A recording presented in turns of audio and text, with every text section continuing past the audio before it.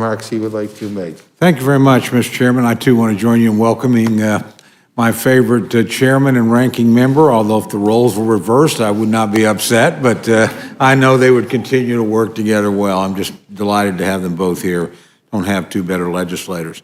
Mr. Chairman, let me begin by asking unanimous consent to submit for the record statements from Representative Gonzalez-Colon and Representative Gabarino. And I'm also going to ask just without objection, yeah, my remarks for the record as well. Without objection. I want to speak to this as opposed to read the station. There are a lot of things in this I agree with. I voted for, I think, almost every CR since I've been in Congress. I don't like government shutdowns. I don't think any appropriator certainly does, but I don't think any responsible members like shutdowns. It's a high-risk thing and something that we don't like. I certainly support the aid to those parts of our country that have been ravaged by storms. I've always voted for disaster relief. I did for Sandy, even when what shouldn't have been controversial was happy to do that.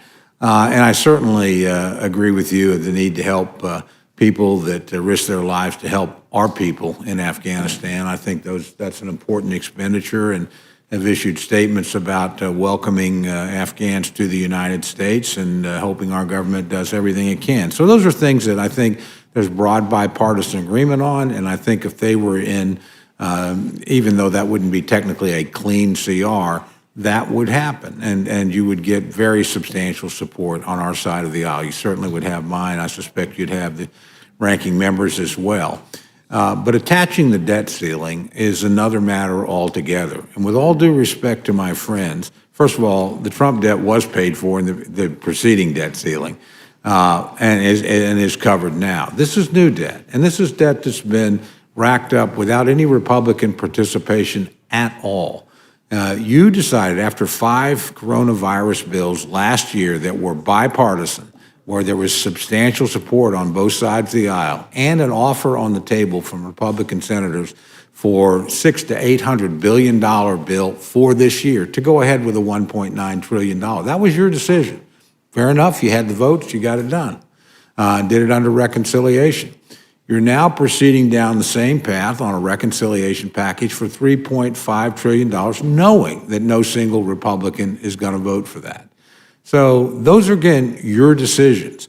If you want to negotiate debt and negotiate spending, and we had a framework, as we did in the Budget Control Act, that set limits that both sides had agreed to and both sides had passed, then I think you're going to get substantial support. But look, with all due respect, I wouldn't write a blank check for my family or my friends. I'm certainly not going to do it for the Democratic majority in Congress. And that's basically what you're asking us to do, to put our stamp of approval on programs that you decided on your own would have no Republican input and no Republican support.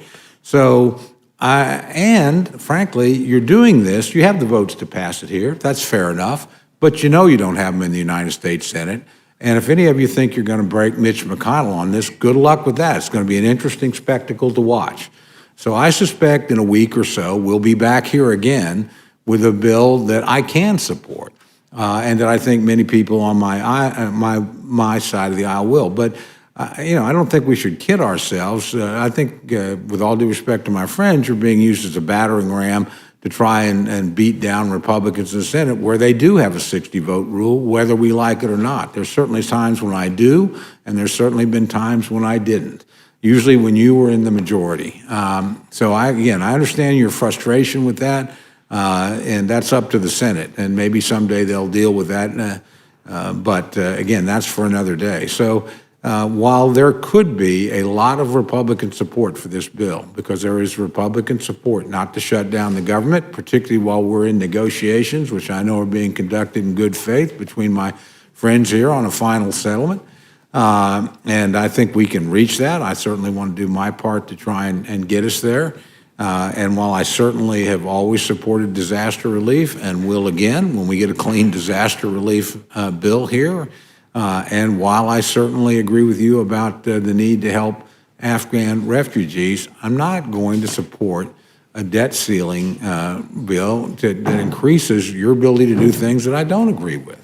And again, that's your decision. It'll work on this side of the chamber. I guess it's worth rolling the dice, or this side of the rotunda, to see if you can get it done on the other side. My instinct is it probably won't work, and we'll be back here again. But in the short term, again, you've chosen this path on a couple of occasions. You chose it on which again is you're right. I'm not critical. You chose it on the coronavirus bill earlier this year. We're going to do this on our own, even though we could have a compromise, even though we've had 5 previous compromises. We're charging ahead on this. You've chosen it on the reconciliation package for the spending in front of us. So when you choose to proceed with no Republican support on programs that massive and, by your own admission, transformational, don't be surprised when Republicans don't want to write the check.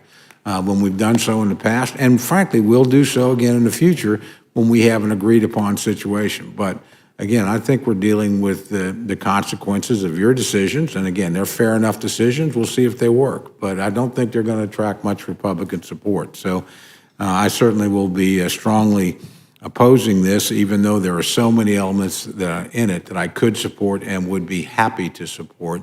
Were I not being asked to put an indirect stamp of approval on vast spending programs that neither I nor my colleagues agree with. So I thank my friend, and with that, I yield back and look forward to our hearing with my 2 favorite appropriators. I thank the gentleman for his comments.